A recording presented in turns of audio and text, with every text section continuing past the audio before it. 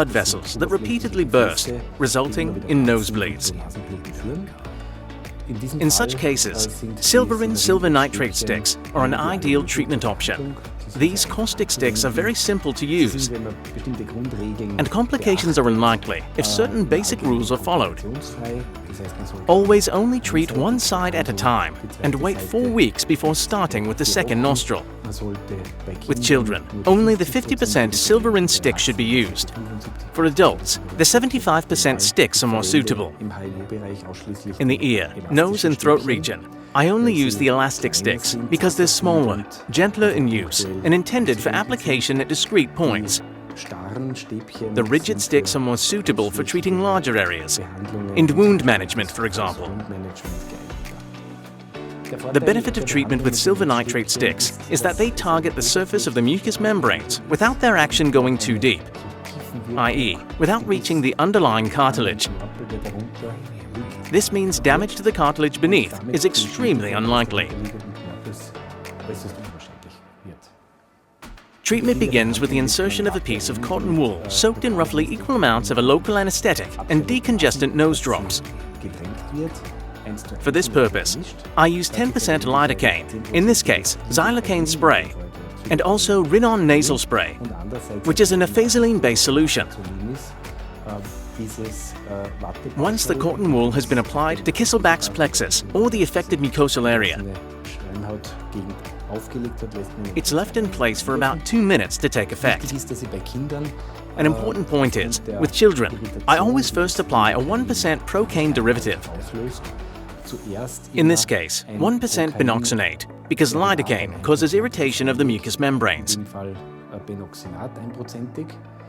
Children don't feel this. There is no burning sensation on the mucous membranes, and it doesn't adversely affect compliance. As with adults, this is mixed with Rhinon spray and allowed to take effect for 2 minutes before being removed. Xylocaine is then applied. This has the advantage of ensuring the local anesthetic takes full effect, and you then have ample time to use the stick to cauterize the blood vessel. After the cotton wool has been removed, the stick is briefly dipped in water to moisten the tip. Water is important because, for example, saline solutions may absorb the silver nitrate and thus compromise its action. The water droplet that remains on the tip must be wiped away. After that, the stick is applied at the precise site of the vessel, using gentle pressure. The stick is left in contact with the mucosa for about 3 seconds, and then removed with a slightly rolling motion. In this case, I use it at 3 different points, and do it exactly the same at each point. Excess caustic material, which would otherwise be transported posteriorly via the mucous membranes and end up where it doesn't belong, can be simply but carefully wiped away using a cotton swab. The treatment procedure is now complete. If the patient has acute bleeding from the nose, I use this method with the procedural steps in the same order. So, the cotton wool is again applied to the bleed site.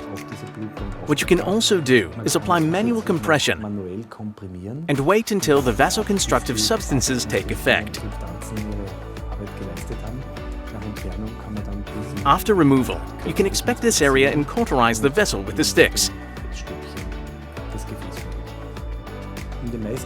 This works in most cases, and you can repeat the treatment.